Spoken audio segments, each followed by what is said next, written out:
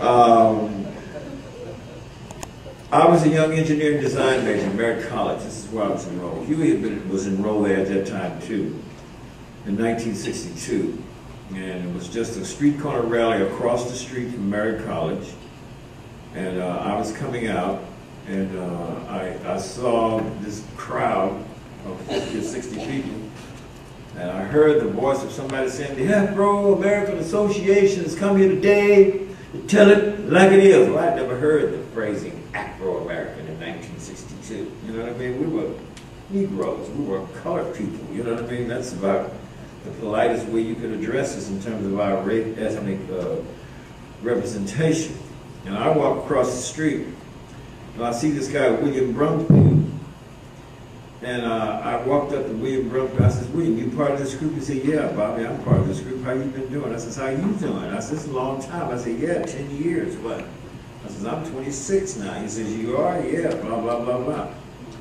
So I said, William, what is this here? Some kind of communist stuff? He looks at me and says, why you say that? I said, William, you know you were a socialist. You know your brother and I, we knew you were a socialist. Everybody said you was a socialist back when we were kids. He says, well, of all people, Bobby. He said, who are the Sioux, Bobby? I said, their name is not the Sioux, and you know that. Me and your brother told you that. Their name is the Lakota. The word Sioux is a French word. It means cutthroat, and it ain't got nothing to do with the Sioux people, the Lakota Nation. He says, well, we're not Negroes, and we're not colored, and we're not any of the derogatory references whatsoever. And this is why we call ourselves the Afro-American Association. He says, or African people, so black people, and we're proud of it, etc. I said, oh, okay, okay. But by reminding me, when he says, who are the Sioux, and I fired back, they're not the Sioux, they're the Lakota. You know that. We told you that. The true name of the so-called Sioux is the Lakota. The word Sioux, if you look up the etymology, is a French term. It means cutthroat. It has nothing to do with the true, real culture of that Native American group, okay? So, this was the kick. And that's what kicked everything off for me, so to speak. Because these guys did a little street corner rally. They talked about people like Marcus Garvey had a Black Star shipping line. I didn't believe it. I had never heard such a thing. You know what I mean? This is 1962 in front of Merritt College. 2 blocks this way, and right off that corner, I lived there. I lived across the street practically from Merritt College. And that's where this thing kicked off for me. So I listened to their rap and everything. And then William introduced me to all the guys in the African American Association, John, Thomas, Kenneth Freeman, and some others. And he says that this is Huey Newton here, he's a friend of mine. And Huey was there talking to some young lady, because Huey was a pretty boy, you know. Huey was a pretty boy, but the other thing we found out later about Huey did not know how to rap the sisters. But he was good, and he was and I just remember him telling the young lady, he says, and therefore the reason that we need to have correct social science reference to us people who are of color here and black folks here and so on. And I walked in and I said, William, I said, what's a good book I can read on Africa? I says, you guys talk a lot about African kings. I says, in Western Africa. And I says, I don't know nothing about that. He says, go in there, Bobby. He says, it's a book in the little bookstore. It's a private bookstore across the street from the college. He says, it's a book called Facing Mount Kenya by Jomo Kenyatta. I says, okay, right on, boom. So I went and bought the book. I said, I'll see you guys fine. So I get to the house, you know, and get my book, etc., and get in my car and go to work. I work the night shift, Gemini Missile Program, I was at Aerospace Electronics down in California. And got into my little engineering department there, and I didn't have any engine frames, nor did I have any exhaust housing. I did xylo processing, drug testing for all 3 stages of the exhaust housing of the Gemini program, Gemini Missile Program. And I sit down and start reading my book. And when they bring an engine frame up, I do the job, blah, blah, blah. But I was kept reading my book, and I discovered, wow, here's a young black man who, wow, came from the Kikuyu people of Eastern Africa, that went to England and got him a degree, and then went to America and got a degree, and came back there and began to organize and work with his people, etc. He was also an anthropologist, and I already liked anthropology because I was taking every anthropology course anyway at Merritt College. And I just was totally identified with this guy.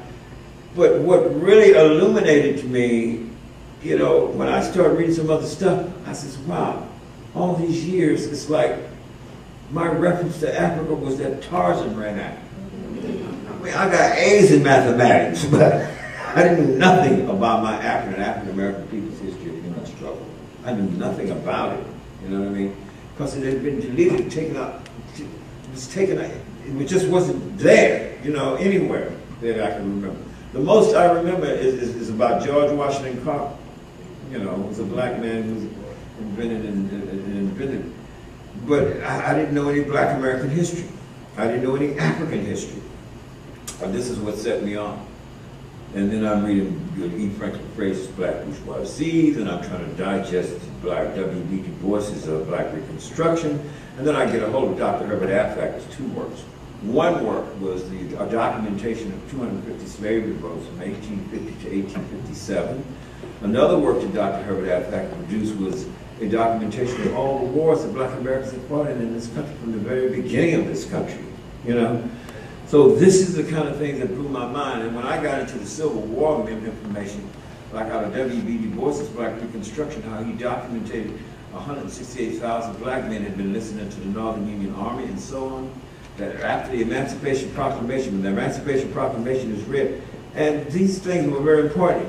To read the Emancipation Proclamation as a presidential directive, and it says, and this forever forth free, and the very next paragraph says, all able-bodied black men will be taken into the Northern Union Army. Oh, the Emancipation Proclamation that you needed troops to fight, you know what I mean?